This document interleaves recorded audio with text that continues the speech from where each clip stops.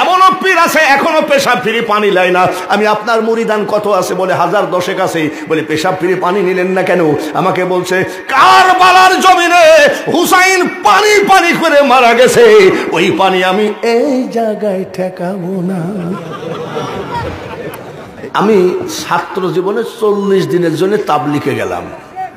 তো তাবলিগে যাই দেখি যখন ইমাম সাহেব সালাম ফিরাইয়ে ফেলে, সালাম ফিরানোর পরে আমির সাহেব উঠে লাফ দিয়ে উঠে বলে, ভাই বাকি নামাজ আনতে কিছু দিনের আলোচনা হবে, একটু বসেন, বসলে বহুত বহুত। আমি মনে করলাম এদের ফায়দা যে কি আমি তাই দেখব। তারপরে দেখি ওরা প্র্যাকটিক্যালি হাদিস দলিল বলতেছে, সাহাবীদের কাহিনী বলতেছে, দিনের দাওয়াত দিচ্ছে। কিন্তু একটা জিনিস দেখলাম, হানিয়া মারিয়া যে লবণ খাওয়ার দোয়াটা আমরা অনেকেই জানি না। এটা লবণ খাওয়ার দোয়া, আল্লাহুম্মা বারিক লানা ফিমা রাযাকতানা ওয়া কিনা আযাবান নার। এটা ভাত সামনে আসার দোয়া। পেশাব পায়খানা ঘুম এসব প্র্যাকটিক্যাল ট্রেনিং দিচ্ছে, ঠিক কিনা? আমি কই কি ব্যাপার, এখানে তো আল্লাহ রসুল আর কুরআন হাদিসের কথার বাইরে কিছু নাই, কিন্তু সেই তাবলিগকে মানুষ এত খারাপ বলে, চিনি ডবল দেয়। যেখানে জালসায় যায় আমার এই অবস্থায় দেখি একেবারে পাইনসে চা পাঠায়, তার মানে মনে করে এটারেও ধরছে মনে হয়, না এখনো ধরে নাই। তো করছে কি, তাবলিগ জামাতে সবই তো আল্লাহ রসুলের কথা, ঠিক কিনা? আমি বাঙালি হুজুর জালসা দিনের দাওয়াত দিতে আসছি, আমাকে যদি 500 টাকা কম দেন আগামী বছর আর ডেট হবে না।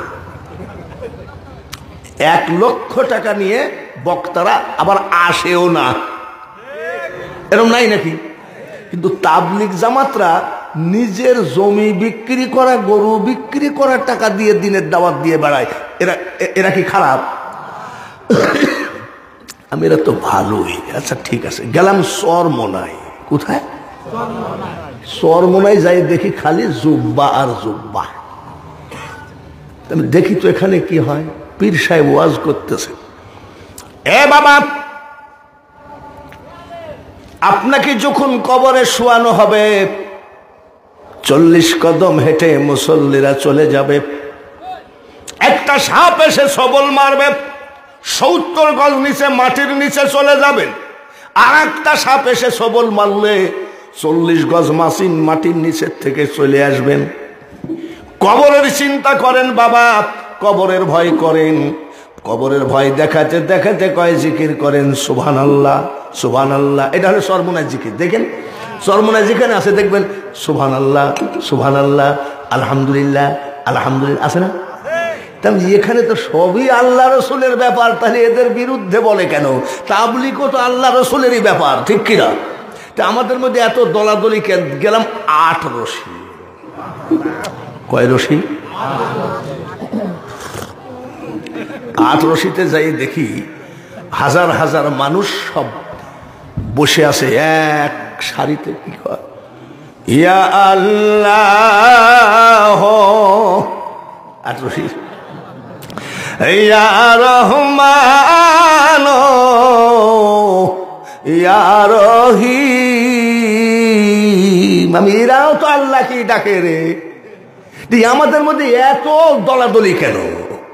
তাবলিগেও আল্লাহকে ডাকতেছে, চরমোনাই আল্লাহ, 8 রশিতেও আল্লাহ। গেলাম ফুরফুরা, হাওড়া স্টেশন থেকে 700 টাকা দিয়ে ইন্ডিয়ান টাকা দিয়ে একটা গাড়ি ভাড়া করলাম, প্রাইভেট কার ভাড়া করে গেলাম ফুরফুরা। ফুরফুরায় যাই দেখি ফুরফুরা পীর সাহেব মুরিদানের সামনে বলছে, এ বাবা চোখটা বন্ধ করো, কলবের দিকে খেয়াল করো, তোমার কলব, তোমার পীরের কলবের দিকে মুতাওয়াজ্জা আছে, এটাকে মুরাকাবা বলে। তোমার পীরের কলব, তোমার দাদা হুজুরের কলবের দিকে মুতাওয়াজ্জা আছে। এইভাবে রসুল পর্যন্ত গিয়ে বলতেছে, পড়ো লা ইলাহা ইল্লাল্লাহ। এখানেও তো আল্লাহ রসুলেরই ব্যাপার। তাবলিগ, চরমোনাই, 8 রশি সব তো আল্লাহ রসুলেরই ব্যাপার। গেলাম আজমির শরীফ। আজমির যাই দেখে ওখানে তো বাংলা নয়, দেখি তো কি হয়। জব জীবন টুট জায়েগা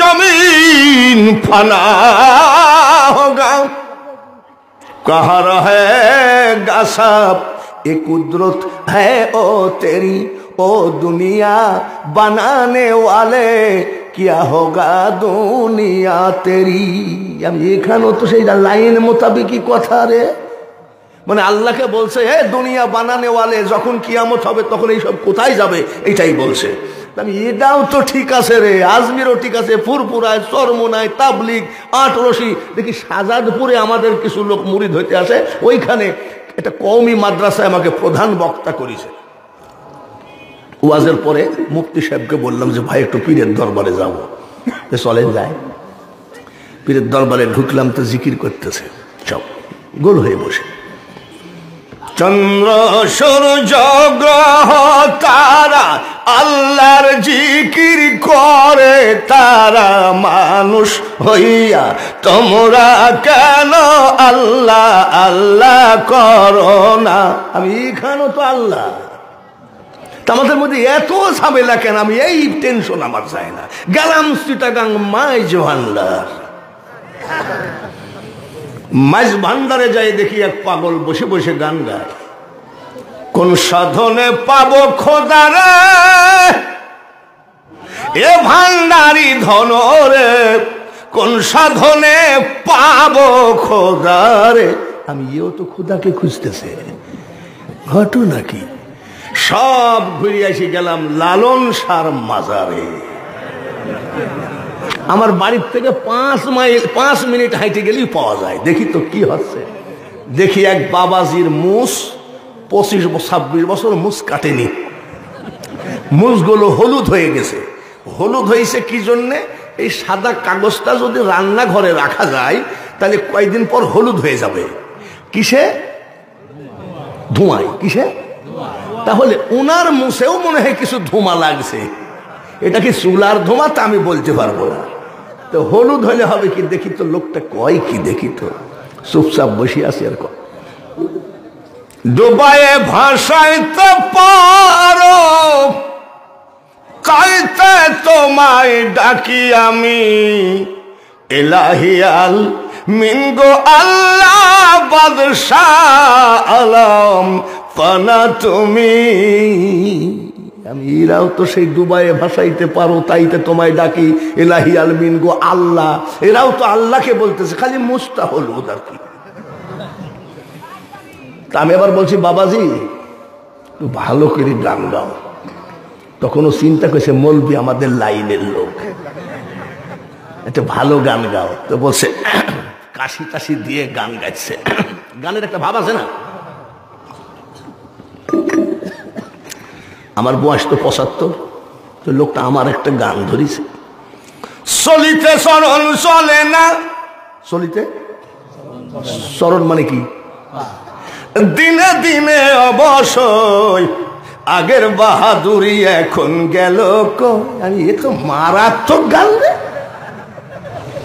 এক সময় মাইক 5.5 ঘন্টা চিল্লাইছি এখন মাইক হলেও ভয় লাগে যে পারবো কিনা তাহলে আগের বাহাদুরি কি আর আছে চলিতে চলন চলে না দিনে দিনে অবশ্যই আগের বাহাদুরি এখন গেল কই আমি আবার 10টা টাকা দিয়েছি যে ভাই তুই আমার মনের কথা বলিস তুই গা যেই 10টা টাকা দিয়েছি ও কয় মুখে মাথার চুল পাকিতেছে মুখের দাঁত পড়িতেছে চোখের জ্যোতি কমিতেছে মনে ভাবি চশমালো